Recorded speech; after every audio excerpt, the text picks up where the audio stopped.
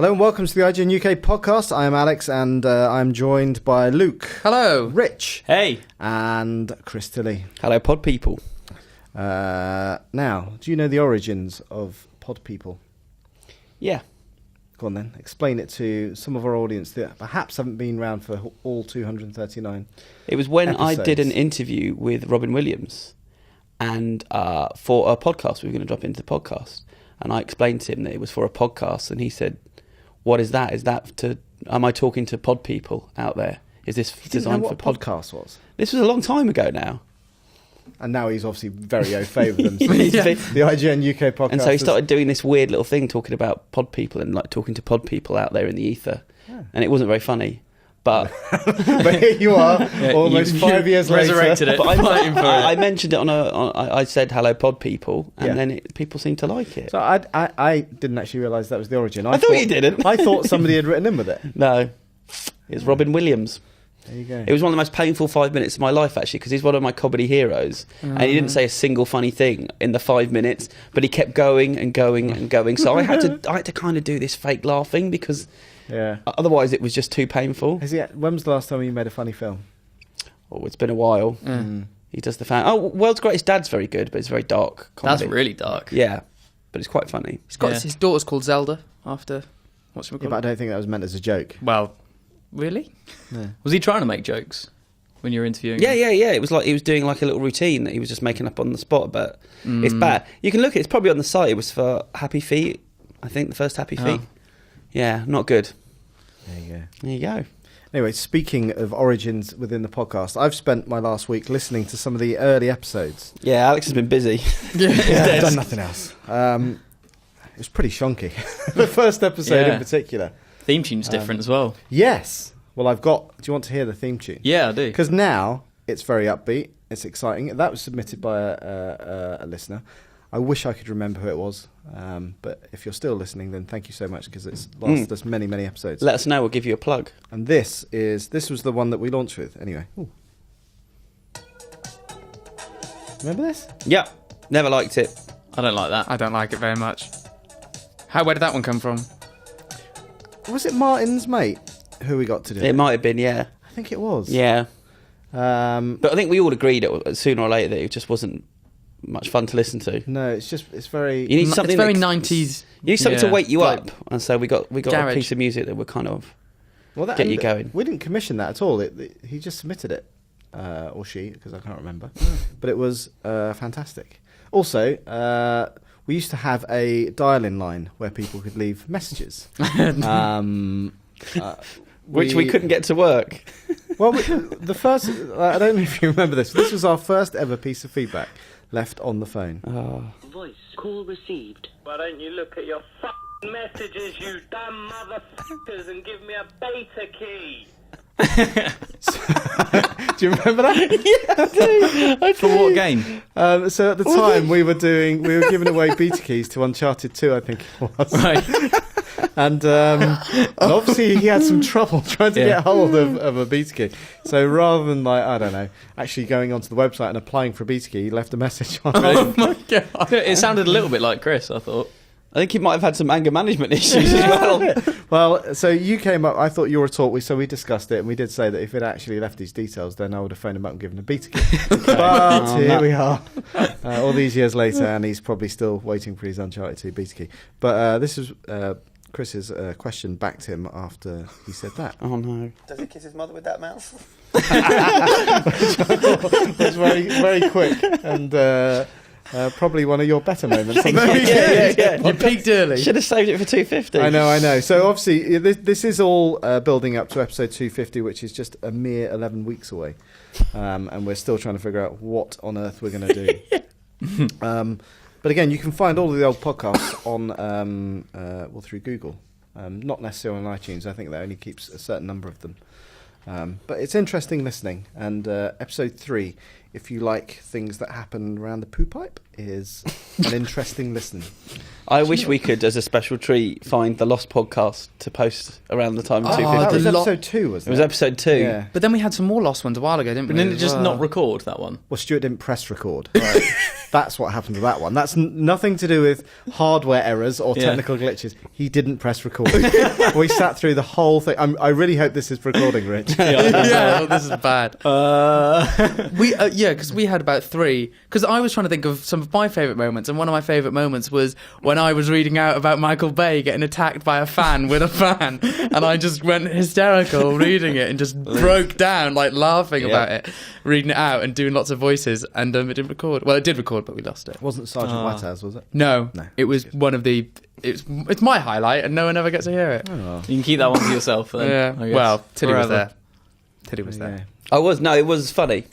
Yeah, it genuinely. But more laughing at Luke than with. Yeah. You know, you got take the rough with the course. smooth. Yeah. Office punching bag. So anyway, that's what I've been up to this week. What about you, Chris?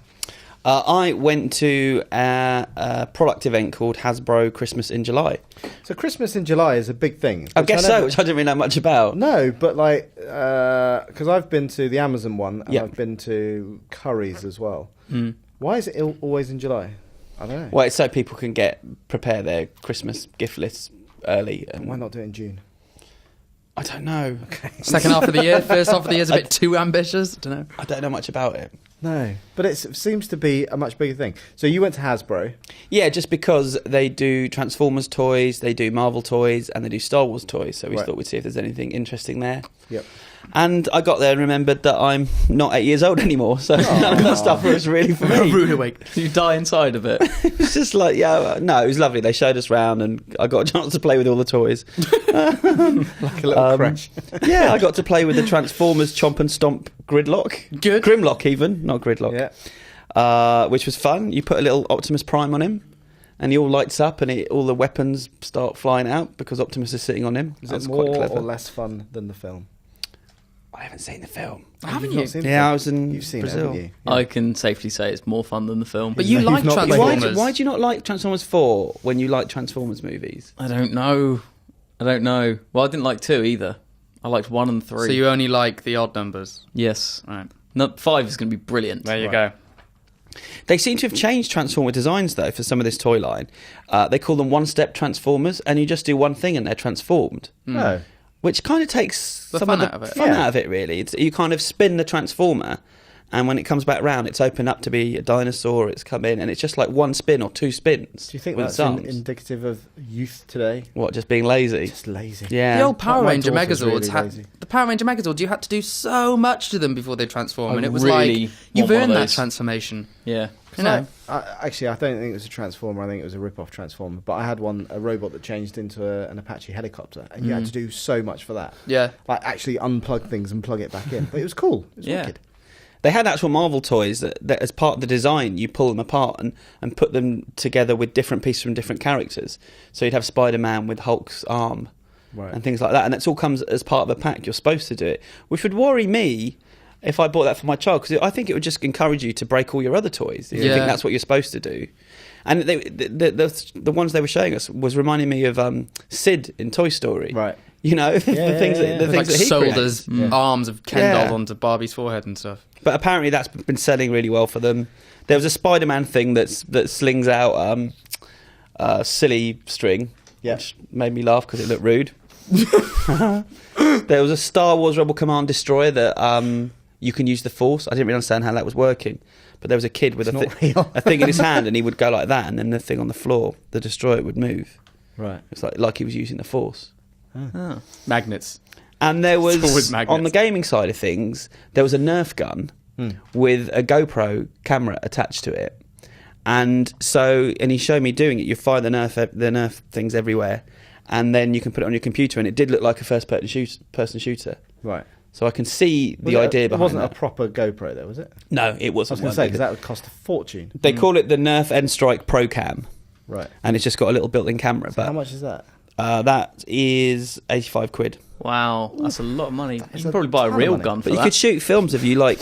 Yeah, but not from Toys R Us.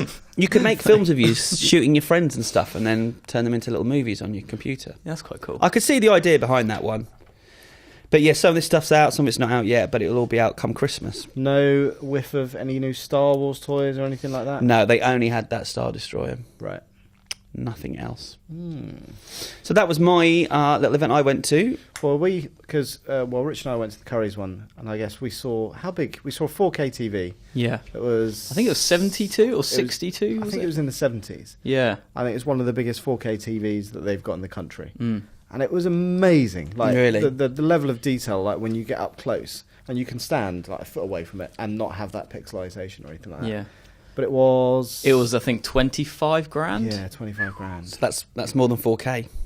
It is. Exactly. But they are bringing out I think it was a 50-inch one for 6 grand. Yeah. At the same time. Okay. So I guess that one's Still more than for 4K. that one's like super luxurious, and it was curved as well. I'm not a big advocate of curved TVs, but I think that did work. Well, for so you that can one, catch 'cause your it was face so on the big. corners when you walk past it. Or It's not that curved.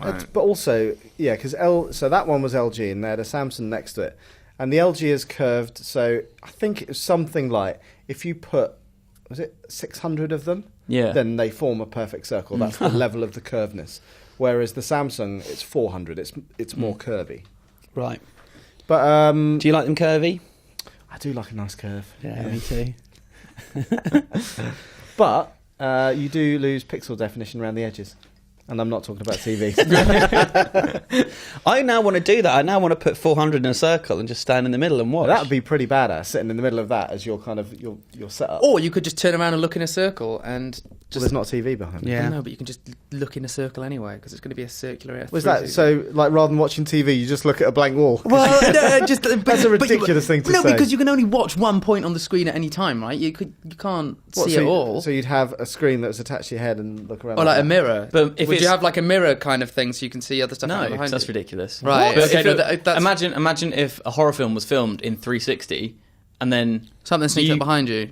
yeah, and it was like an immersive experience Well, where you were part of. That's kind of what the Oculus Rift is. virtual reality, isn't it? Yeah. Yeah, Rich. Anyway, we've lost Yeah, we've lost our train of thought here. But I want 600 4K TVs. That's basically the gist of this. So if you're listening, If you want to buy Alex for Anyone? Christmas in July. There you Only go. well, I'll go for the 50 inches. It's only £6 a pop. If I was good at maths, I'd do that. I'm not. Me either. I wasn't paying attention, so I don't know how many you need or how much they cost. 600 times 5,000.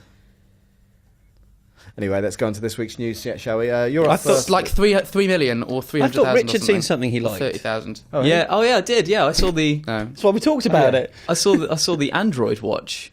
So I don't know if you saw the Google I/O a couple of weeks ago. If you're into that kind Is that of the thing. Google Eye Opener? Is that what it's called? No, it was basically a keynote that they I know did. that. I know that. Yeah. Just for those who didn't. Good.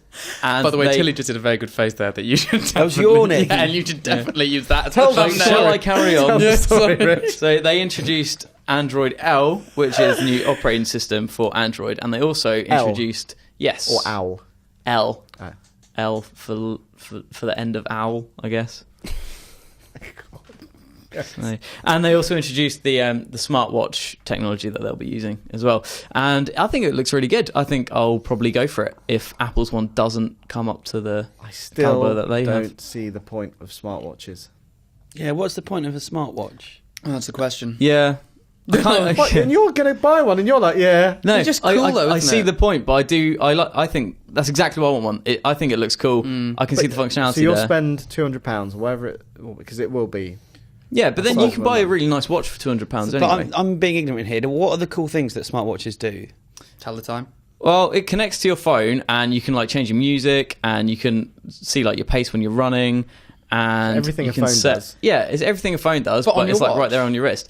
For me, Because I it's a think- long way to reach around and take it out your back pocket. But the point is, isn't it's, it? it's smaller, it's more convenient. There's lots of other But you've still got to have it functionality, connected to your phone, barometers and things.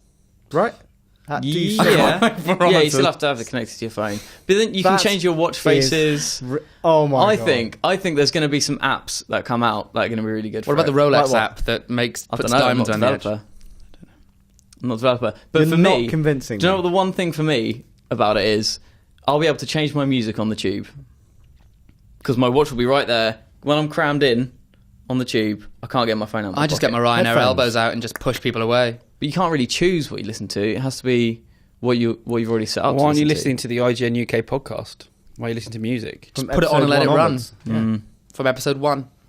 Honestly. I want an iWatch. So Well, Okay. when I get one and everyone's jealous. Side note, won't that drain your battery on your phone even quicker? And like, seeing as the phone only lasts about 20 minutes anyway. No, not really, because it'll be the watch's battery, and it'll just be a Bluetooth connection. I imagine that would still drain you'll have some. to charge your watch every single day, most likely. Most probably, but when And if it's when do you Apple sleep again? with your watch on? What? Well, you But it's- just take it off and charge it. No, but it's just like another your thing phone. that I need to charge on top of my 2 phones, my iPod, my iPad, and everything else. I don't need... Alex cares about climate change. I've had Easy money bags. yeah, exactly. I've had All this right. watch since I was 21. You won't have yours for that long. No, Upgrades. And this still tells the time without Yeah. me having to charge it. it's a good point. I still want one. I win. So was that Curry's in July, or was that Curry's Christmas in July thing, or was that just a... Yeah, that was That was Curry's Christmas in July. Right, am I the Anyway. only one who hasn't been to Christmas in July? Yeah. Right, well, this is just... Okay. Just would have liked to go to Christmas in July. You get Why Christmas don't in you December. have your own Christmas in July? Every day's Christmas. Why don't you bring mince pies in tomorrow? Yeah, all right. All right. Can you buy them at this time of year? I don't know. My afternoon You sorted. can make them. There you go. Wow. Let's move on to the news. And last week was EVO, which, for the uninitiated, is a fighting game championship, isn't it? It is, yeah. So, Was it Vegas? Is that where it took place? let's say Vegas. Brilliant. Yeah. You know your fighting games. I do know my fighting games. I don't really... I mean, it's esports, right? Which I've never really kind of been that au fait I with. believe it was in Vegas. Yes. But there were some big announcements that came out of it. Firstly, the person who won the overall championship, which was a French dude called Luffy, I think that's how you pronounce it. Okay. He won using a PlayStation 1 pad. Wow. That's pretty Oh, bad. did we find out why? I was trying to see if anyone had an interview with him or anything, but He said it's because it's wicked. did he? Yeah. Oh. Yeah. So he just prefers it. I mean, it I does feel... don't know why, but the fact he has to get a USB adapter to get it to plug in, and Did the yeah. PlayStation 1 this... So Did maybe it it's have 'cause Rumble? it didn't have DualShock. Yeah. Sorry, it didn't have the The dual analogs. Yeah. So maybe it's that. But a lot of people prefer sticks, Yeah. not Luffy. Not Luffy. PS1 pad. There you go. Right, if he breaks one of them, that's going to be hard to find a replacement. Do you know Yeah, how definitely. much he won? Or anything? No. I'm just trying to think, because some of the esports prizes now, you know, like to the number 1 team who wins the Dota International, is going to get $5 million. Oh my god. That's a lot. Yes. You can literally make a living out of it, can't you? Yeah. Or just retire. But this is if the you thing, win on a one. lot of things you can't. On a lot of tournaments, there's only a few that can. But yes, there was some big announcements anyway. So the first one is Mortal Kombat X, which I'm personally very excited about. I play Mortal Kombat for the story, so I'm very excited. What an idiot. What? You It's watch porn movies for the story. No, it's amazing. So yeah, they announced Raiden's coming back, which I think was... Which is to me is Everyone like... knew. Well, it's like announcing a Street Fighter game saying, Ryu's back. Yeah, It's like, yeah, yeah. Oh, really? Wow. I think this is the thing, though, right? In the same manner of Smash, I guess we're going to have an announcement of a character everyone would assume will be back. But the roster, in fairness, is so big now. There are some who they could ditch out. And one of the points they did make is he is still going to be big in the story. But whereas in Mortal Kombat 9, he was like, it followed his story. This one is not going to follow his story. He's like a peripheral character. But So he's the dude that wears the kind of The hat. the pointy hat. he's the Thunder God, And- yeah. Thunder God, yeah. The God of Thunder. It's like and Thor. lightning. In a way, minus the hammer. Right. And Chris Hemsworth. But yeah, so they've done the whole thing of the 3 different versions of him fighting again. They're all pretty much what you'd expect. But yeah, so Raiden's back, and his fatality, we've got his fatality on site, which is pretty cool. What is What does it? he do? He ends up throwing the guy into the air and electrocuting them like in the face until it Wow. explodes. That It would looks hurt. brutal, doesn't it? Yeah. X. Yeah, they've really upped the ante. So yes, so that looks good. Then the other bit of a news. So, just very quickly, Okay. the prize pot was... No, that can't be right. How much? It could be. If it was like £20, probably not. $20,000, but that was 2010. Go on, continue. Yeah. Yeah, so that's... Anyway, I think... So you've got 3. You've got Stormlord Raiden and Thunder God Raiden. Yeah, so there we go. And then the other announcement, which we definitely went off without a hitch, was Tekken 7.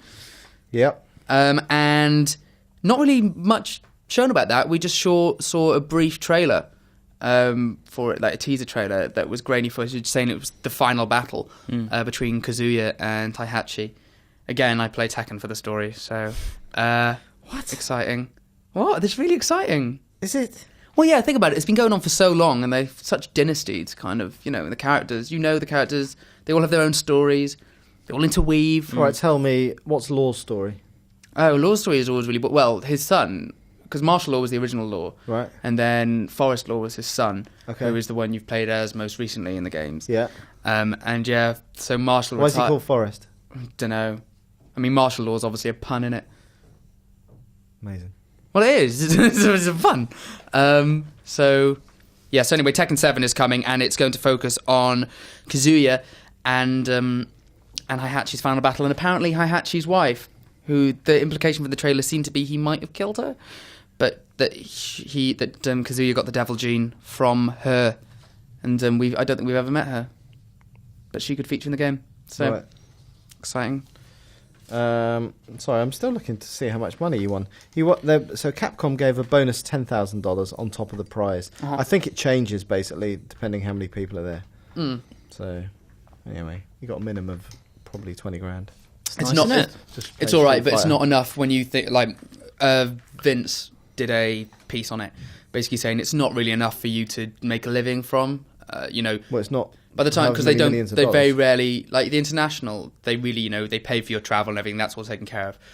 With stuff like when you have sponsors, but stuff like Evo, there's not quite as many individual sponsorships. So anything they win will probably go towards their travel costs and their expenses. So it's much harder and stuff like that. There you go. And yes, and then the final one, which came just after Evo at the start of this week, was Smash Brothers. New characters for Smash Brothers. So Captain Falcon's back. Yep. Falcon Punch, Falcon Kick, Falcon. Yep. And I get the idea. then and then we've got Falcon Headbutt. Falcon Barge, and then we've got 2 characters coming from Fire Emblem, which I have played briefly on DS. Lucina and Robin. How many characters does that take up to now? 35, That is a lot. if I'm right. And Robin comes in both male and female varieties. And I'm wondering if that's a kind of, hey, Assassin's Creed type thing. If it is, that's cheap. Yes, but they've given it both male and female versions, and we're not sure if that's a reskin or if it is 2 7 characters, because it could then be 36 or 30. So Robin's from, which game? Robin and Lucina are both from Fire Emblem. And Robin is a boy in Fire Emblem? Or is it a boy or a girl in Fire Emblem? I haven't gotten that far, but that's the question. Because that's maybe why there's a boy and a girl Yeah. skin, is because that's what it's You'd like in Fire assume. So there you go. We've Emblem. His research. Raiden, Tekken 7, Yeah. 3 new characters. Big Nice. big fighting game week. I've got some news. Good. So at E3, EA did a beta for Battlefield Hardline, which is now closed, but they have announced that they're going to make 10 changes to the game. Do you want to know what they are? Not all 10. No? How many do you want? Pick 5 of the best. 5 of the best. All right then. Transport vehicles are going to have more health. It's not one of the best. Okay. I think health is a funny word to be associated with the vehicle. It is. I'd say it can take more damage. Yeah. Auto cues will be tweaked to give more valuable situation awareness. Good to know, but that concerned me. Yep. 2 rolled into 1. Heist and blood money will last longer. Excellent. There you go. Yeah. That's what you've been Cash. waiting for. Bit of cash. Oh no. What's going to be my last one then? Oh, it's a more interactive world. That means doors, radios, ammo lockers. Okay. It's quite vague, but... I'm just going on what they've... Okay. And those were the best ones? Yes. Interesting. Well, They're all right, actually okay, listed I'm gonna quite... say some more. Did you take that from... A story written by Luke Kamali. Yes, I did. Well, yeah, because it was actually put in a very convenient list format on the Battlefield blog, and I thought I'd muddy the waters by putting it all into paragraphs. Why make it easy to understand? Well, just wanted to editorialise it a bit. There are fewer explosives to make it less detrimental to the gameplay. I'm reading out all the others now just to prove that Yeah. there's it's nothing. The mechanic class is going to be improved and renamed, but we don't know what to. Well, that's quite exciting, because they're asking for suggestions, so it's kind of like, name that class. Well, it's kind of like an engineer, isn't it? Handyman. I don't know if Handy it was Andy. called... I don't know if it was called the engineer in Battlefield 4. If it was called the engineer in Battlefield 4, then maybe they changed But it. mechanic just sounds like he's going to go and Take do care of your some stuff in vehicles, car. which are the getaway vehicle and stuff, making sure it doesn't Handyman. break down. Handyman. There Quick you go. fit fitter. Yeah. Good. The in-game HUD. This is 2, according to IGN's Luke Kamali. The in-game HUD and customization screen are going to be cleaned up. And differentiated from Battlefield 4's. Yeah. I'm speechless. But I think it's good that companies listen to what readers want. I'm sure Slow news nobody day. went, can you make your audio cues a bit better so I've got better situational awareness? I'm sure they didn't say that, but they probably went, I can't hear what's going on, he sneak up behind and shot me in the face. Good. That's how people who play Battlefield. Yeah. No, that's good. Listen to your players like we listen to our listeners. Do we? Yeah. Yeah, we respond to feedback. We do. We read Or out we, most of the or we just feedback. crack up at it. And let's see how Luke's done with this week's feedback. This month isn't Yeah. going well. I remembered there was a massive bit of news this week that we haven't got in the running order, but I just looked it up. I just remembered it. It was in the mainstream news as well as the geek news. Thor is a woman. Oh, yeah. You heard about this? I have not heard about this. What's I've heard this? about Yeah. it, but I don't know the Well, details. Thor's going to be a woman. It's not like her surprise the entire time. But yeah. Yeah, Okay. Thor is no longer worthy enough to wield his magic hammer, and so a female Thor will be taking his place. Wow. He's been a naughty boy. It was quite strange the way they announced it, though. You know that there's the American version of Loose Women. It's called The View. I didn't know that. Yeah, and Okay. it's got Whoopi Goldberg on it and a few TV presenters. And so they announced it on there, on this very, female-facing show. Whoopi Goldberg was the one that made the announcement. It's very... I'm guessing this is in the film, not the comics. No, this is in the comics, not the film. Oh, right, okay. Yeah, so the opposite of what you Yeah. said. so it's a complete It's a swing and a good miss, guess. really. It's completely Oh, wrong. I would have thought they wouldn't have had any interest in the comics, really.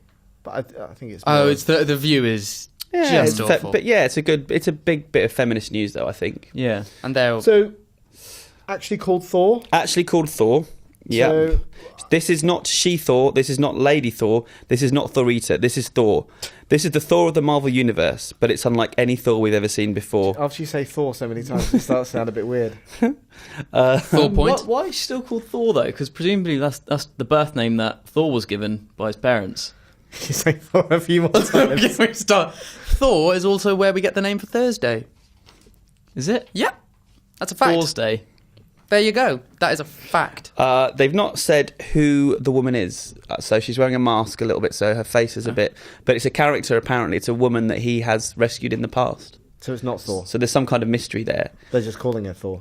She will be called Thor, I guess. Does it mean because she's wielding the hammer, she's called Thor? She becomes the god of thunder if she's got the hammer? But The it's- Hammer but- Mjolnir, or whatever it but is. Thor is called Thor because he is Thor, right? It's Yeah, not like, Thor it's happens not to like be- Batman, where Batman is actually Bruce Wayne or Yeah, Thor is Thor. Dick Grayson and blah blah blah blah blah. Thor is Thor, whereas this woman's not Thor. Also, but this woman is not She-Thor, it's not Lady Thor, it's not Thorita, this is Thor. I'm pleased she's not Thorita because that's I was concerned. This is by this is Thorita. the Thor of the Marvel universe, but it's Okay. unlike any Thor. But then I that have no doesn't more make sense information. but Thor hasn't died, so we're just going to He's have. been a very naughty boy. Yeah, he's just been a very What did he naughty do? boy. What did Whoopi Goldberg said? I'm not going to do this. Whoopi Goldberg. Good. Especially not after that thing with Ted Danson a long time ago, which you can all Google. It's a huge day in the Marvel universe. I didn't do it. It's a huge day in the Marvel universe. Thor, the god of thunder, he messed up. And You did. You went for a bit of a. Please don't do that. and he's no longer worthy to hold that damn hammer of his. For the first time in history, that hammer is being held by a woman. So it's not really Thor. It's someone who's holding Thor's hammer. I don't think they've thought this through. Thor. So this through. Yeah, but it's not She-Thor. It's not Thorita. It's not Lady Thor. Not Lady Okay. Thor. This is the Thor of the Marvel universe. Is it Dame Right. Thor? I guess we'll find. Shall I move on? But I just thought that was something interesting to bring no, up. let's talk about it a bit longer. shall we? But it's not Thor, is it? Okay. Thor. Right. It's not She-Thor. Let's move back to the news that we were going to. Yeah, so I spent yesterday, early in this week, I just went to. Don't look at the man I behind went the to curtain. see 17 Minutes of Guardians of the Galaxy, which we covered on the site previously when it was screened in the States, and I thoroughly enjoyed it. Kevin Feige was there, the head of Marvel Studios, and he screened a little bit behind-the-scenes footage from Avengers: Age of Ultron afterwards. Awesome. And then I did a 10-minute interview with him, the bulk of which will be going on the site nearer the time of Guardians release at the end of the month. But I've put some stuff up now of what he had to say on the Ant-Man front and on the Age of Ultron front. So we kind of addressed the fact that Edgar Wright had been replaced in the film, which he hasn't done before. He didn't talk about why Edgar left, but he made it sound like it was Edgar's decision. Right. He made it sound like Edgar said he'd had enough, and so left. And he's brought this guy, Peyton Reed, on board, who, interestingly, was in the running to direct Guardians of the Galaxy, which we didn't know about. Oh. And he said it was a bit of a challenge actually getting him on board, because I think obviously a lot of negative things were written in the press because Edgar Wright had been working it for 8 years and people weren't very happy that they were just kind of chucking him. And he said it was not a slam dunk that he would just step in and do it. He wanted to be sure that he wasn't just inheriting something or following someone else's lead, or wasn't inheriting something that the evil studio had watered down to be something bad. Yeah. Which I thought was quite an interesting quote. Yeah. But Feige said that they went to him and said, you can either read what's online or come in and talk to us and look at the stuff, and he did, and felt like he could bring something to the film. So Cool. that was interesting. Ant-Man, is it still on track for? Yeah, summer 2015. Okay. Is it still going to be the same screenplay? Well, no, it's not. Adam McKay came in and rewrote it, and they brought a couple of other writers in. Right. So I think there's been about 4 writers since Edgar left. Wow. Yeah, I remember. But he said it's gonna be true to what Edgar originally pitched 8 years ago, but they're obviously just tweaks and bits and pieces that weren't working. 8 years though. It's a long time. It must be crushing to Yeah. invest that much time and energy. Yeah. And also for someone then to go and do your vision of it. Yeah. But- Yeah, well, I remember, and it wasn't quite as long. I think he spent 4 or 5 years, but Guillermo del Toro with The Hobbit, Yeah. having to walk away from that. And I remember him saying he just couldn't watch those Hobbit films because it was too painful, knowing how much work he'd put into it. Right. But on the flip side, it had to be Peter Jackson, as far as I was concerned. Yeah, it was the only alternative, wasn't it? Mm. And Although also, I said that before. I'm not sure now. After I've seen the second one. well, I'd always wanted to see the Del Toro's versions of this stuff. You know, just slightly different to what went before. And we also, the Age of Ultron stuff was behind the scenes, but they talked a little bit about the Avengers' new headquarters. And I asked Feige about that, and that was quite interesting. He said that because S.H.I.E.L.D. doesn't exist anymore, Tony Stark is now bankrolling the Avengers. So I guess that'll be interesting in terms of how that dynamic works if he's running the show. He's also building the Avengers headquarters at where Stark Tower was, which they teased at the end of the last film. And Kevin Feige said, as well, because it's Tony Stark, as well as having all the business stuff, it will also have 2 bars. So it'll be a bit of a party pad for them. Good place for parties. And what else did he say? Did he say anything else interesting, Luke? I can't remember. In that one, did you talk about the Hulkbuster stuff? Yeah, I didn't. It wasn't really too. Didn't give too much details, but I was asking him. They showed the animatic of Tony Stark wearing the Hulkbuster armor and fighting Hulk, and I said, would this be kind of like the money shot from the movie, like the 360 they did around them in the first film that got us all excited? And he said it's one of about 6 or 7 moments in the film that he thinks are that exciting, Right. but that it will be awesome. Okay. But I guess he has to say that. Yeah. Cool. We saw the Hulkbuster in Iron Man 3, didn't we? As well, propping up the end. What was it? They were fighting on the end scene. Ah, okay. It's during that when The- everything's falling down around them, and yeah, Yeah. when the And he suits comes and are props it kind up, of. but he's yeah. only in it for like 3 seconds.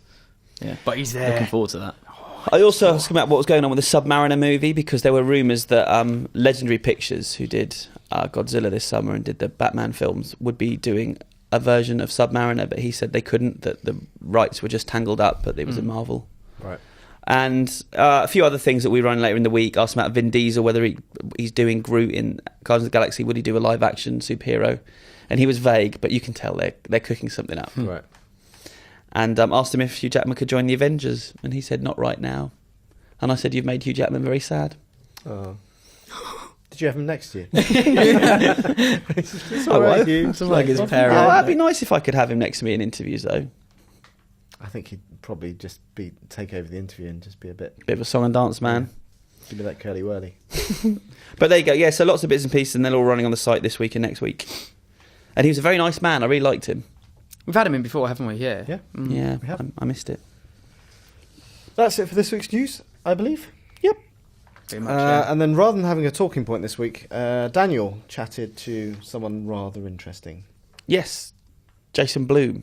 Or is it Who is Justin Blum? Jason.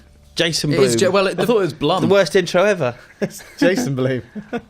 Is it Justin Blum? of Blumhouse Films, who are the people responsible for a lot of the most successful horror movies of the last 10 years. Right. So I'm going to look up just... I know you are. I'm going to keep talking while you're looking it up. Paranormal Activity 1. Yeah. Paranormal Activity 2. Yep. Paranormal Activity 3. Paranormal Activity 4. Wow. Paranormal Activity the Mark Ones. Yep, there you the go. Spin-off. Wow. And Paranormal Activity 5, which is coming soon. But they also did Sinister. They did Insidious. Jason Blum. Yep. They did The Purge. And in a couple of weeks, we got The Purge Anarchy coming out. And so he came in to talk about that. And yeah, let's see what I had to say to Dan. Okay. Cool. So I'm joined now by Jason Blum. That's right, Jason Blum. I'm always really conscious with surnames because I've got a bit of a weird one myself. So you worked on the original Purge as producer. I did. But also several other films. I did. So things like our audience, I think, would know you from probably Paranormal Activity. Right. Insidious. Right. Sinister. Right. Them sort of things. Them sort of things. So we're going to talk today about the sequel to The Purge, which is Purge Anarchy, which is coming out later this month. The Purge was tremendously successful based on budget, because the reported budget of about 3 million and made worldwide gross of in excess of 90 million, I think, something like that.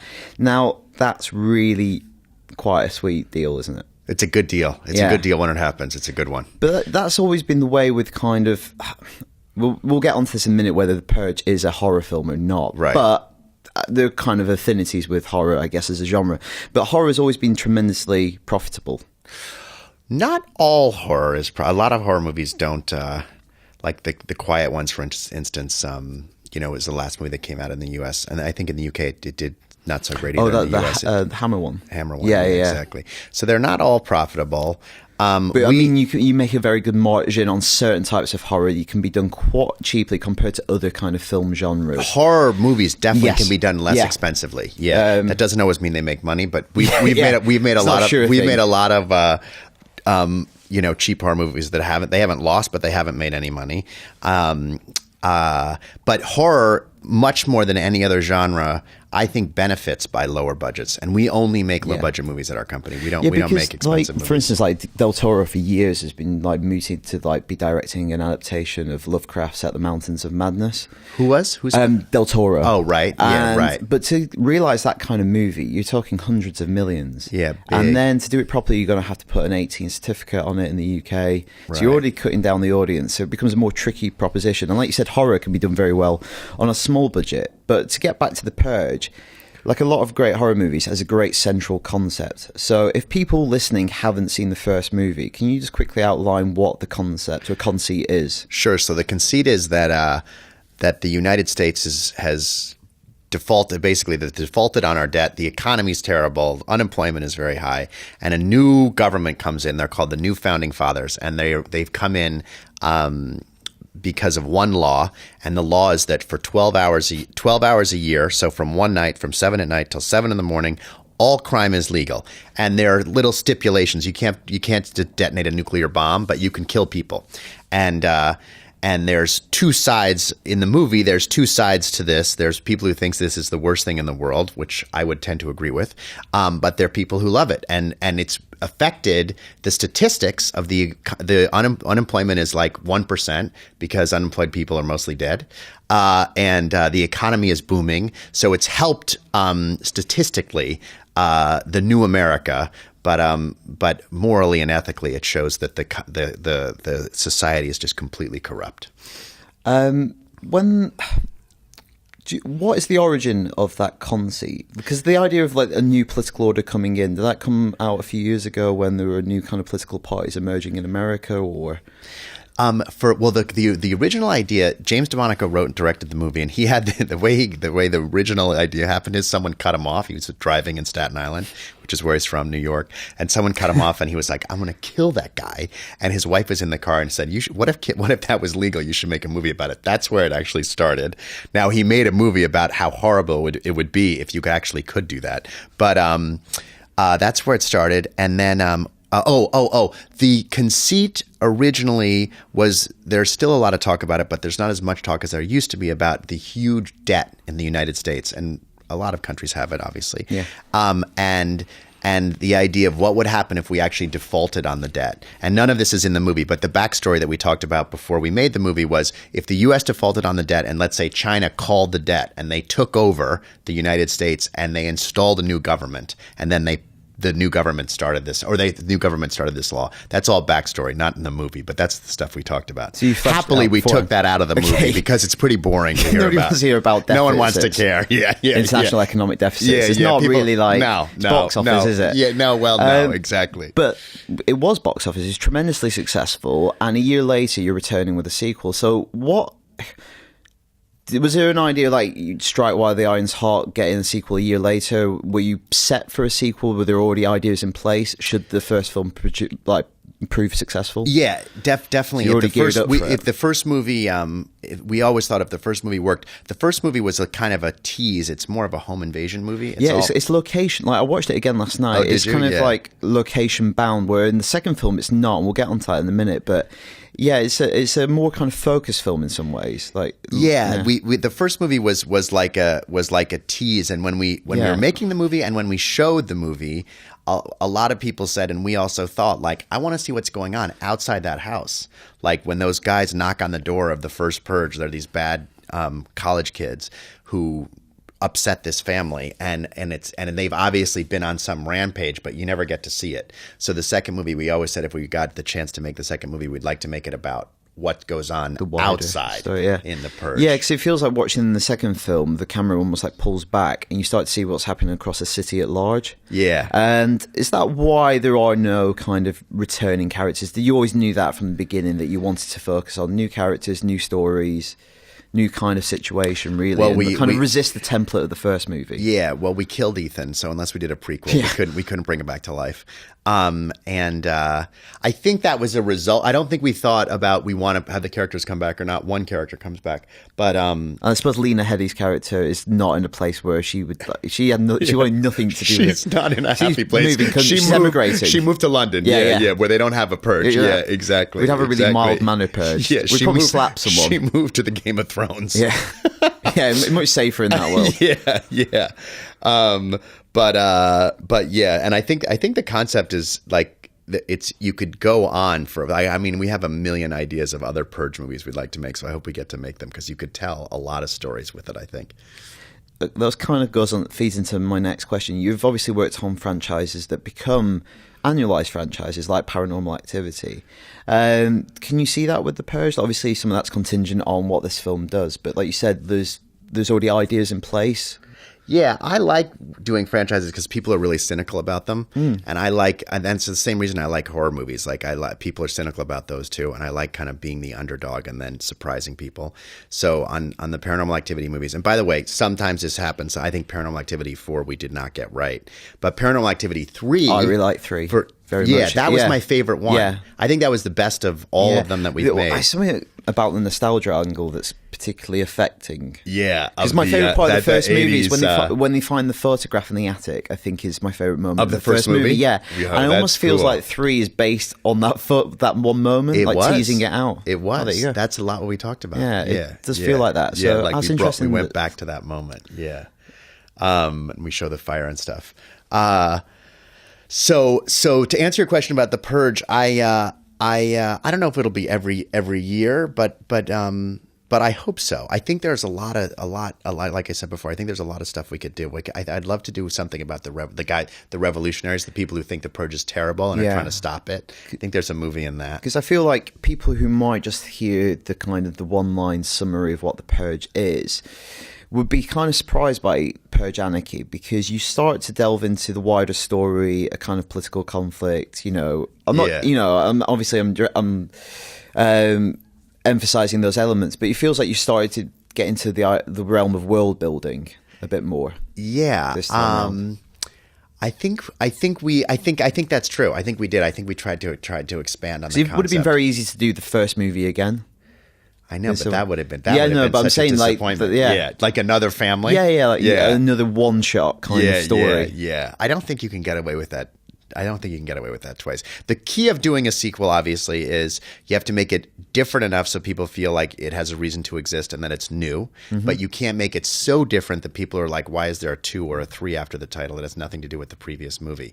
So I like working in having parameters to work in creatively. It's the same thing as a budget. When you only have a limited amount of money, it forces a parameter around what you're doing. I always think that makes for better movies. Yeah, because they sometimes say that like impositions create inspiration. Like with poetry, and you know that a poem has a set form. Yeah. You kind of wrestle with the line, and then you come up with something that's better than if you had absolute freedom. I'm gonna crib that from you. That's good. But I was going to say that about time as well. With an annualized franchise, knowing that you're kind of clock watching, right. Do you like working under those conditions? Because you know you've got to deliver a film by X date. I talk about that a lot. It's the same exact thing. I wouldn't like it if that's all we did. Yeah. But I definitely, it's very freeing to have 1 or 2 or some of the movies that we make under that time clock, because it forces you to make decisions, and there is something very freeing about that. Yeah, because one of my favorite films of all time is John Carpenter's Halloween. Yeah, and made by a bunch of kids in a couple of weeks, and again, that's necessity, creating things that if you had 6 months of pre-production.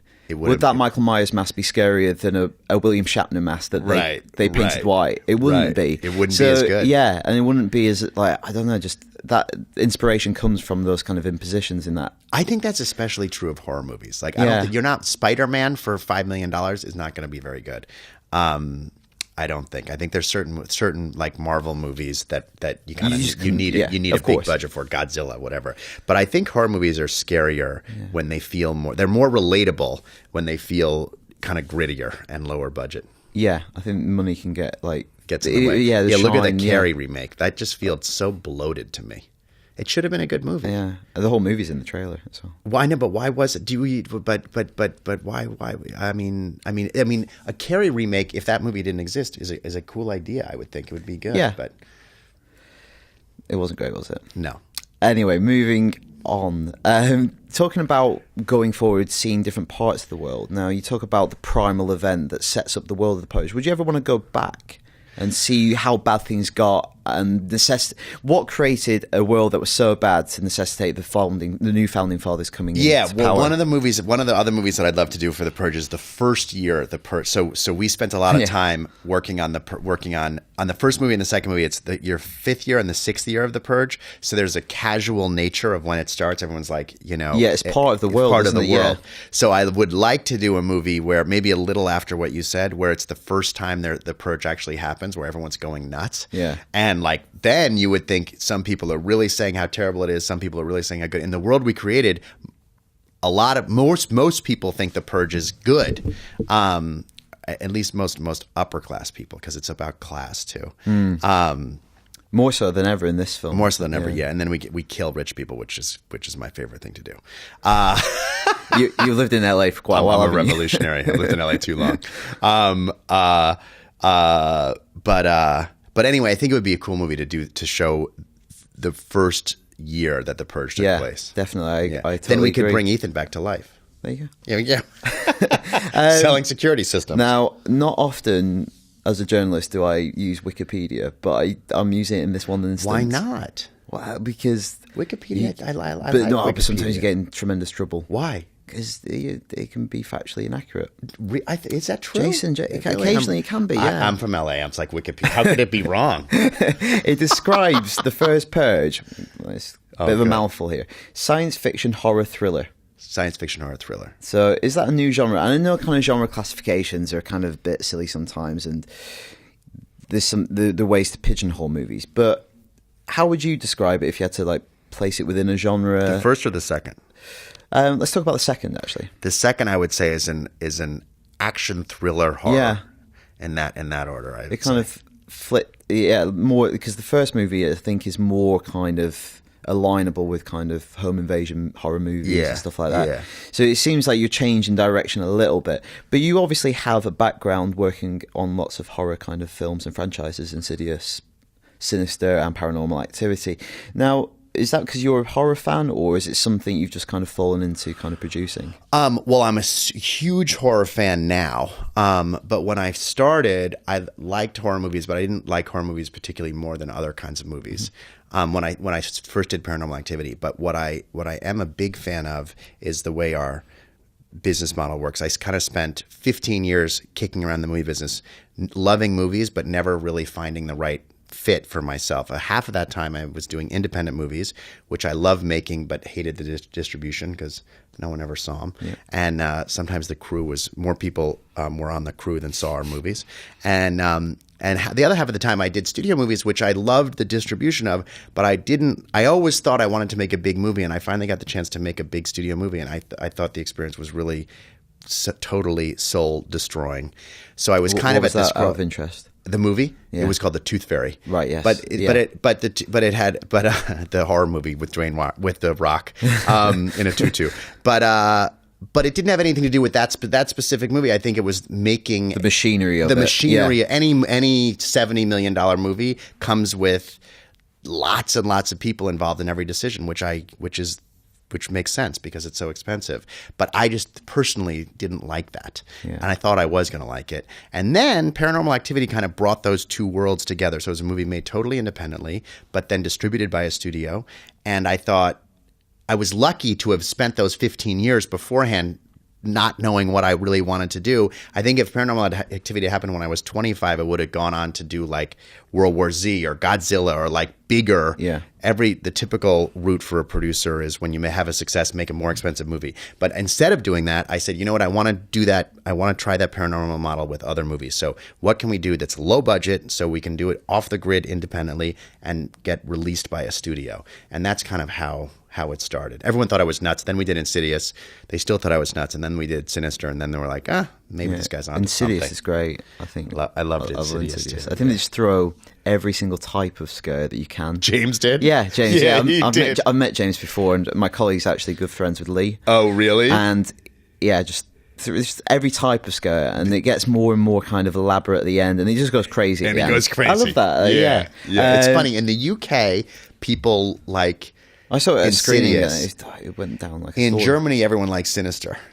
Right, so okay. it's so interesting. Makes There's sense. probably a deep-seated cultural difference there. I don't know what that is. So is this like your home now working? Because I looked at your IMDb before the interview, and you're a busy man according to IMDb in the next few years. Man. Well, and there's the sequels to a lot of these movies. So is this your kind of home now? Yeah, I hope so. Yeah. I love what I'm doing. I love doing this. So when you said like I'm branch, I occasionally will do something else, but I'm not doing.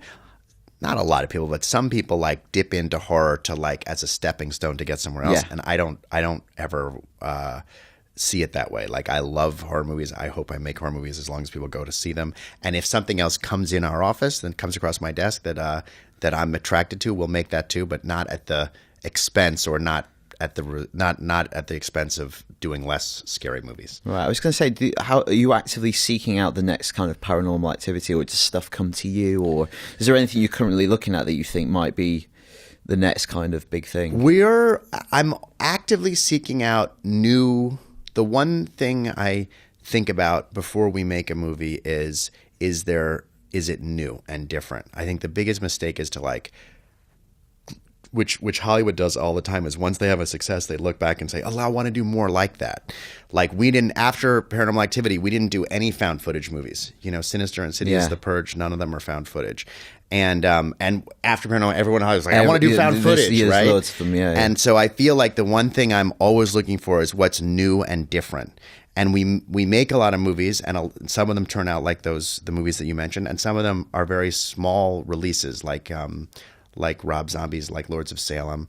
And so we don't always have these, big box office successes, which is fine because the movies are inexpensive. But it also allows us to try different stuff. It's another benefit of low budget is you can try. If someone has a new idea, we try it. Earlier on in the interview, you mentioned Marvel movies, and you talked about horror being a stepping stone. Now, Scott Derrickson, isn't it, from Sinister, is now Doctor Strange is his That's next right. movie. Our audience are massively into superheroes as well as video games and other kinds of horror movies, genre movies. Working with Scott, is there something in him that you can see being a really good fit for that movie? working in that kind of Marvel universe? Well, those are two different questions. So first of all, his favorite Marvel character was Doctor Strange. So that's good for the interview. For him, what do you mean? For the job. For the job.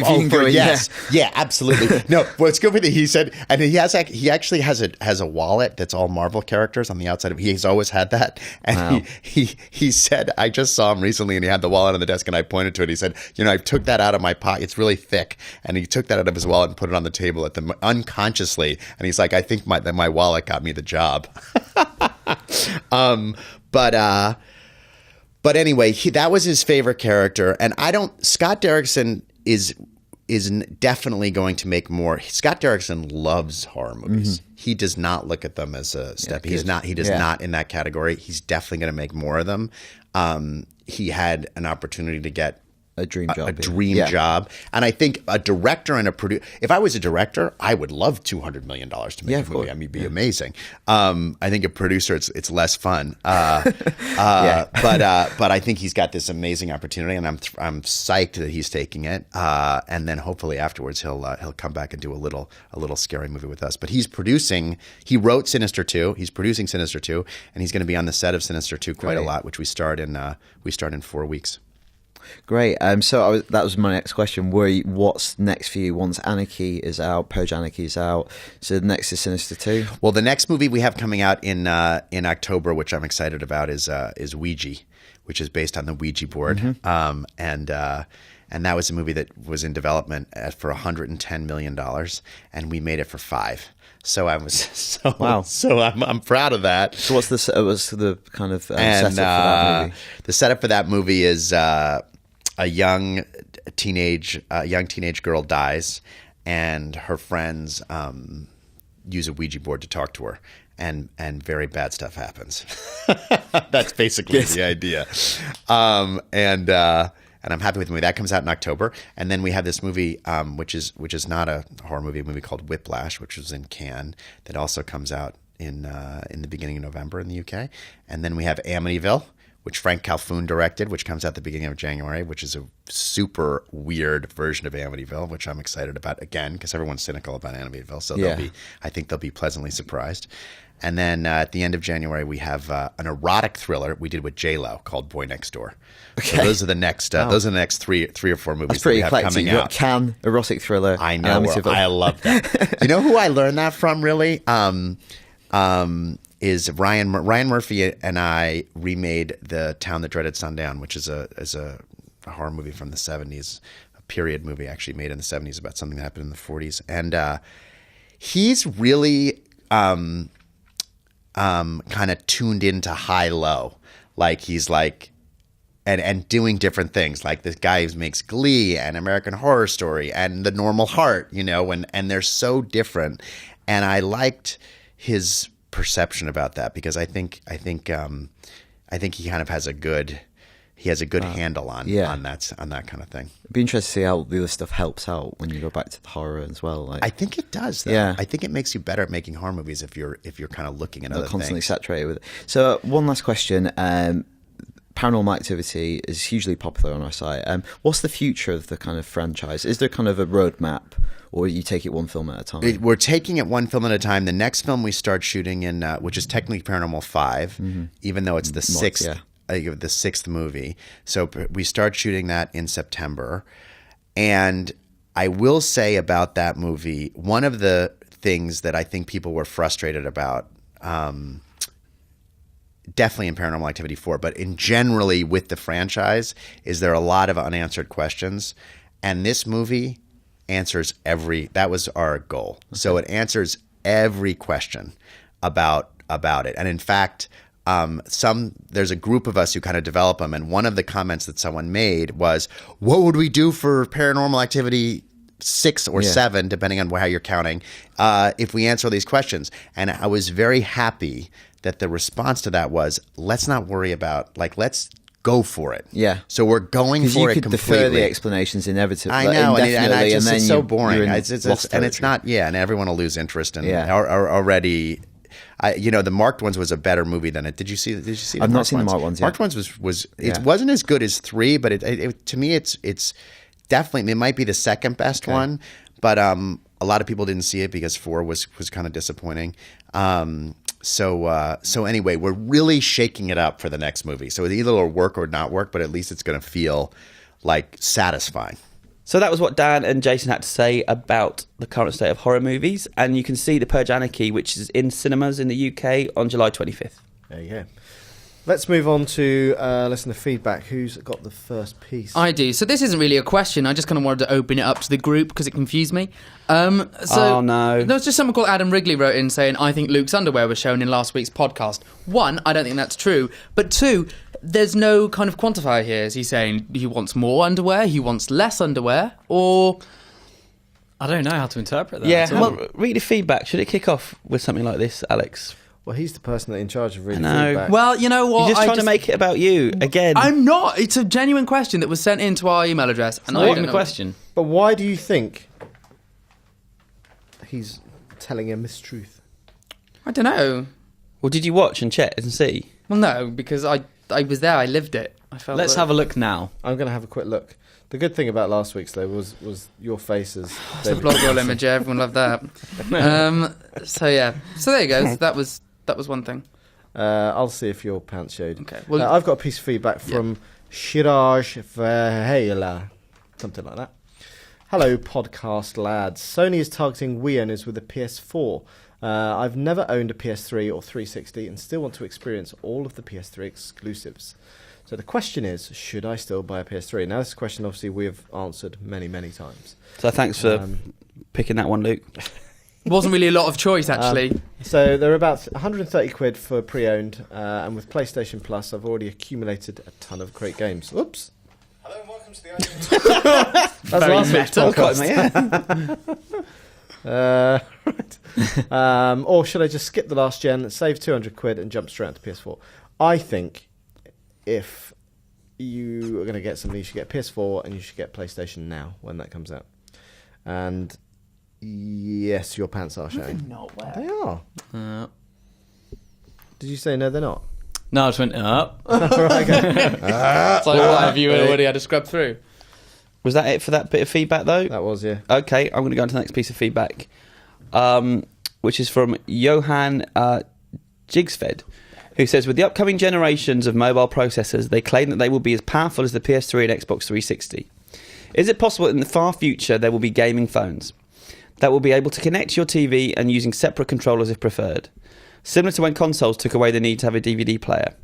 Look at UART, which is even built on a phone chip. Is this Easy for you phone to say. is this phone console even a possibility? And if so, when could we see it? It's definitely a possibility. Bring back Absolutely. N-Gage as far as I'm concerned. If you Yeah. think that the architecture behind PS4 and Xbox One is now in place for the next, I don't know, 7 years, say, think how much iPads, phones and that can like move forward in that time. A huge amount. So I think it's going to get to a point where phones will become even more powerful. Well, it's Yeah. interesting because when I spoke to Andrew House and Mark Sidney last week, one of Mark Sidney's points was you can't, because everyone's like, oh yeah, what do you think's next for the PlayStation? He's like, you can't, like 2-3 years in the future, you can't. He's like, you know, when we did the PlayStation 3 and for the first 3 years of that, smartphones weren't a thing. You know, it's the last 4 years smartphones have become a thing. And, you know, that's impacted their way of their I'd say design things. It's been a bit longer than that, but But, you know, this is the point he's making. It's very difficult to predict what's going to come next. no, But completely, yeah. by the Yeah. time we hit the next generation... In terms of graphics at the moment, you've got kind of like mid-range PS3 graphics on your iPad or iPhone now. So But with the new iOS, because it's got they got Metal, which is just a code name for better graphics. But that's offering apparently console-grade graphics. The problem still, I think, is the controller input. yeah, you need a physical controller, don't you? I think so. I've even trying to play GTA, which is kind of optimized for iPad. It's really hard when you Yeah, don't have yeah. a physical. It's also control. touchscreen controls don't really work for me. But there's a few peripherals out and about, aren't there, that you can like just plug in and they are analog sticks, but they don't really... Until, you know, I think it'll get to the point where, well, even with PlayStation Now, you're going to get Sony TVs that have got it built in, and you can connect your DualShock whatever to them and play without the need for anything. So it's going to be the same as that. So, I actually saw a guy on the tube yesterday playing a fighting game, and all he was doing was tapping and swiping up, tapping and Right. swiping up. That's Yeah. you're not playing anything. Yeah. So, yeah, controllers definitely. That But I think sounds it's 100% likely in the future. Time frame? I don't know, maybe I don't think it's that far off. I honestly 3 don't. or 4 years. And the interesting thing is that game that you're on about, that sounds very much like there's a Tekken game for mobile, and that's what you do. And they do obscenely well. They do ridiculously well. And Yeah, a lot of these possibly, big franchises like Assassin's Creed, Pirates, lots of big games going onto it. So it's clear that not only are mobile developers moving that way, but the big game publishers are starting to be like, are taking notice. Interesting. I have a piece of feedback from Craig Watts. He says, living in China, I felt I've had to comment on the commercial success of Transformers 4. The Chinese go nuts over Transformers here. I've lost count of the number of perfectly nice cars ruined by massive Transformers sticker stuck all over them.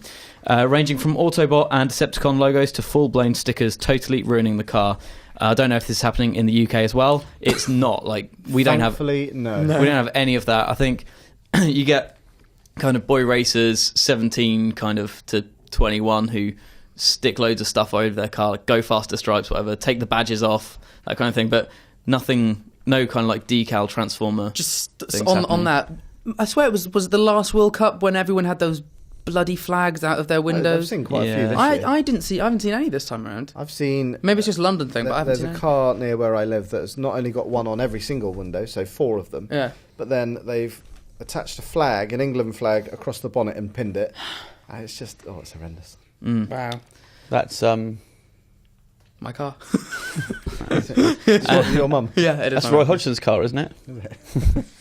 He says, the Chinese cannot differentiate from what we would consider poor acting from good. Typically, Chinese acting is exaggerated and so over the top to the point that it doesn't look real.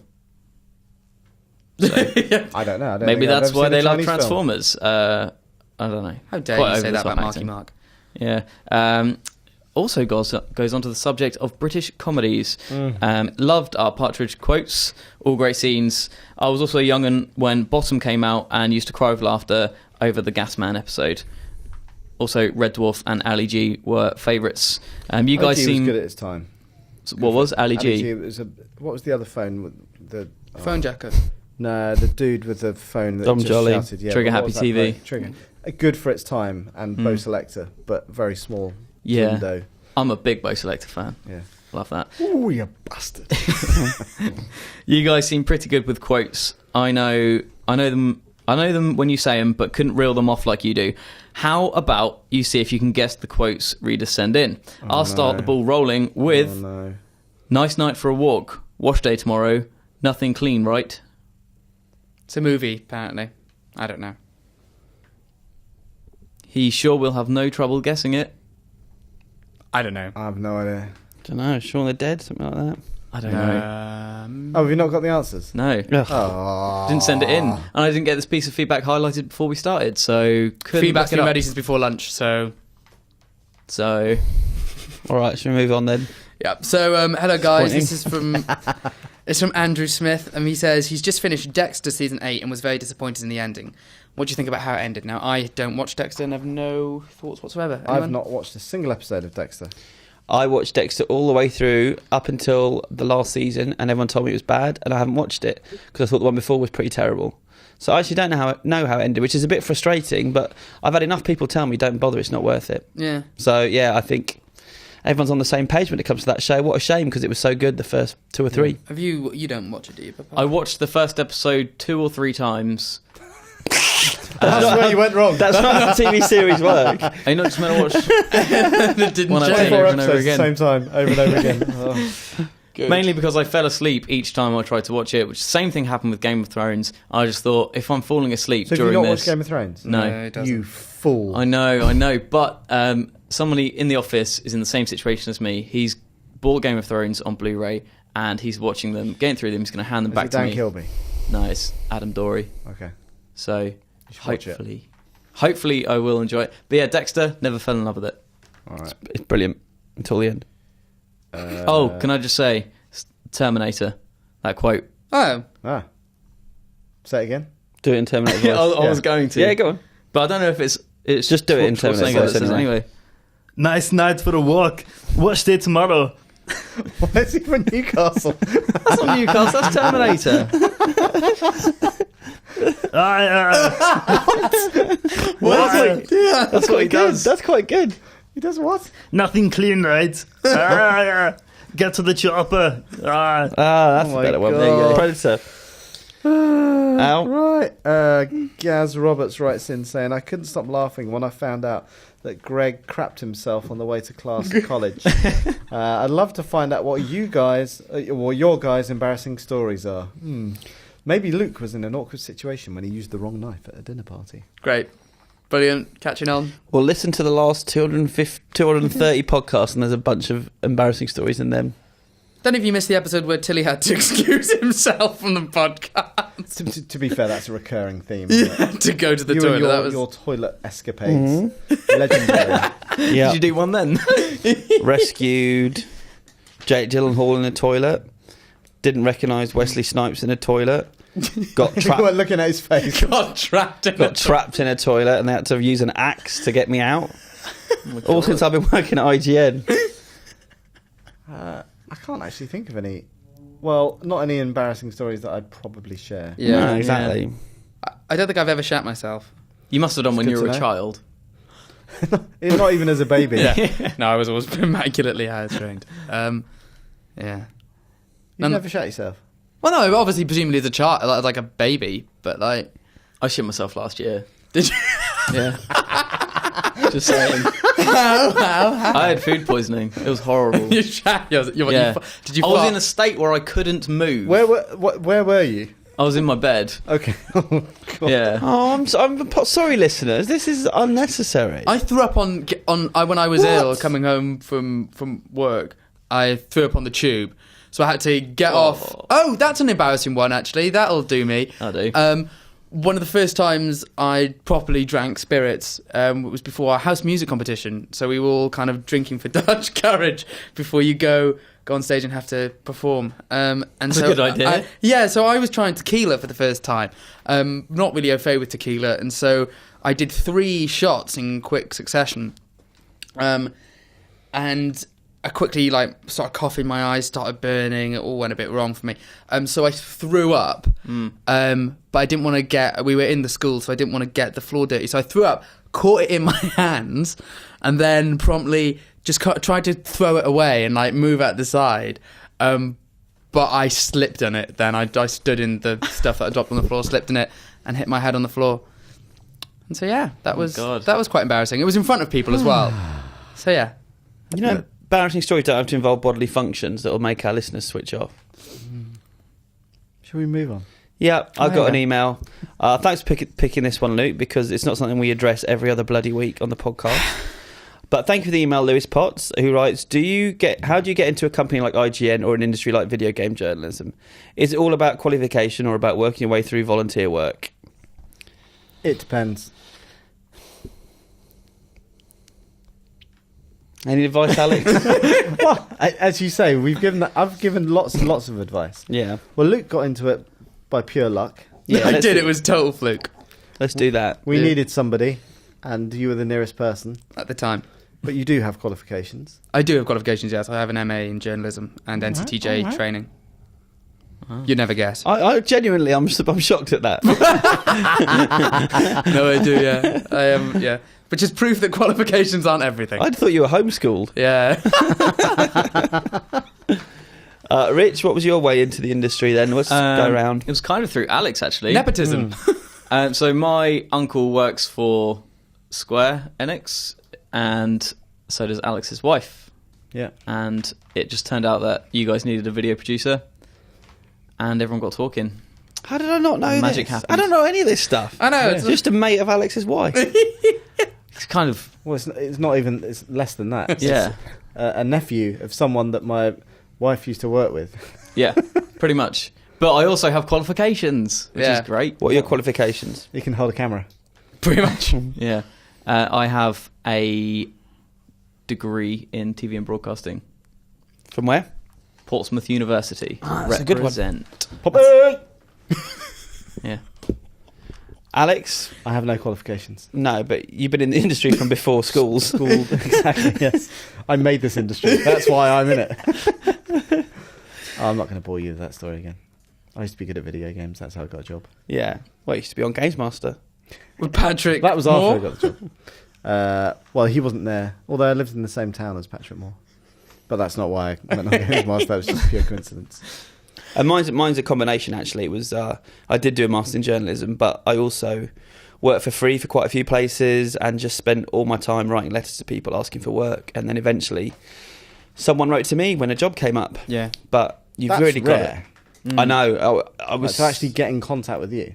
out of the blue, and it was my favourite magazine. It was the only job I wanted, and I nearly didn't get it for being overqualified. Wow. He was like, "We don't think someone with a master's wants a job like this as a staff writer." I was like, "That's the only reason I did the master's was to get a job like that." Yeah. But so you've just got to. I just think you just got to So keep they thought someone with a master's in journalism was overqualified for a writing job. a staff writer's job. Yeah. That's crazy. You get that a lot, don't you? Like people coming out of university Because they assume try that and they're go going to to work want. for McDonald's, and they won't let them work there. Well, the big 'cause thing it's- is they assume that you're going to want higher wages. Yeah. If you've put that much investment into your kind of qualifications and training, you're going to want a lot of money. Whereas, the less qualified you are, the more they can get away with paying. No, but you would have thought that Is the notion. for a journalism job, you'd want someone who was that qualified. Especially like with NCTJ stuff, so like they're hopefully not going to get themselves or you sued. But I think the advice we give out before Doesn't is work for you. Not really. put yourself out there, but make It's a sure joke, you're by the writing way. every day. If you've not got any kind of freelance work, then be writing a blog. Yeah. Just keep practicing and getting better at it, and Or also making videos. try and build up all the skills. Mine was- Video editing, writing, sub-editing, understanding how to use all the social tools out there, because we're now looking for That people that includes can the do. phone. You wouldn't believe how many people don't like using the phone. Yeah. I do like You've got better, although the first time I told you to phone someone up, you practically shat your knickers. my way in was quite similar to you. I was pitching lots of freelance stuff and writing reviews for some MMO Did you work blogs. anywhere for IGN? What, in journalism? Well, before you did work experience at IGN. I'd done work experience at some. I did work experience at Games Master, and I'd done Did you? paid work Was that on. with Robin Allway? Yes, and I did paid work. I had paid work working for a toy trade mag, and I was offered the assistant editor job, and I turned it down for IGN. The assistant editor job? Yep. What? You'd only just done work experience? Yeah, and my starting wage was pretty impressive, and I turned it so down. the only to job come here. above you would have been editor? Yep. That's insane. Wow. Yeah, and I turned it down to come here. So, think yourselves lucky, I guess. Well, it must have been a quality publication if you could have gone straight to like the assistant editor job. Well, you'd be without having amazed. any experience. You'd be amazed. I showed promise. Yeah. Wow. Yeah, but no, I did that for about 3 months, and then on like just a recurring kind of contract stuff. And yeah. Good. Any more feedback? That's it. That's Yeah. it. Let's move on to what's out this week. No games again. Brilliant. I know. What can I do? I suppose I could try and make a game in time for next week. Well, there's a big film out this week that 3 of us have seen. Thanks. Yep. So let's tell Luke the ending of Dawn of the Planet of the Apes. Yep. Now, we all saw that. I think we all thought it was good. I thought it was great. You thought it was great. I thought it was really good. Special effects are very, very cool. Exceptional, I would say. I didn't like it as much as Rise, Same. but I know Yeah. that a lot of people liked it more than Rise of the Planet of the Apes. It's made me want to go back and rewatch Rise. Mm. Because I didn't expect a lot from Rise, then I really enjoyed it. And I can't actually remember that much about it. I've got Yeah. a terrible memory for films. Well, then you need whatever drug he was giving his dad in Rise of the Planet of the Apes. Hey, What drug? nice link. His dad's got Alzheimer's in it, and he's trying to. There you go. Yep. But no, it's a very good film. I think it's some of the best effects that has happened. Excuse me. Thus far using motion capture. You're right. Yeah, I just got my sentences mixed up. But in terms of motion capture, it's the best we've seen so far, isn't it? I think. Yeah, definitely. Andy Serkis and Toby Kebbell as well, who I don't think is getting as much attention as Andy Serkis, but he's brilliant as is it Cobra? Cobra. Yeah. The Ruthless. kind of the warmonger ape. He's fantastic. And I it like kind of Maurice as well. Maurice is awesome. Yeah. You know, Maurice is played by a woman. Yeah, I do. Yeah. Yeah. It's interesting. I thought the setting of obviously San Francisco that's been kind of overrun, I don't know if Decimated. you've played it, but it feels a lot like Last of Us.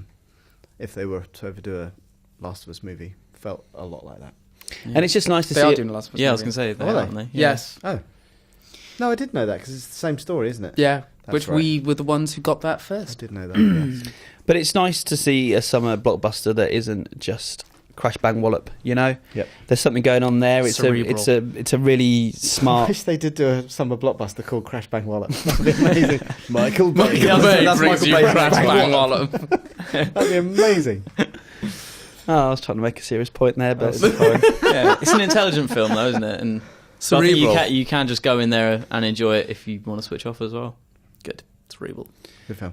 And the other film out this week is the Pudsey the dog. Oh, not the. Was that bear. one from Britain's Got Talent? Yep.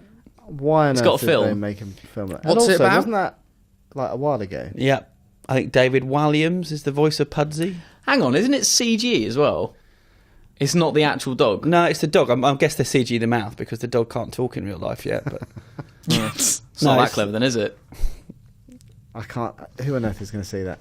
Well, We'll we ask this every time, and every We'll see. time I it think- does I really think well. it's Brown you could Boy. ask. I was going to say you could ask that question, couldn't you? Which is in the top 10 biggest opening weekends of the year in the UK. Oh. Hey, it might be funny. None of us have seen it. No, Is it won't the be. trainer in it the girl whose dog it is? I think so. I mean, I brought it up. I've not actually watched the trailer or I don't know anything about it.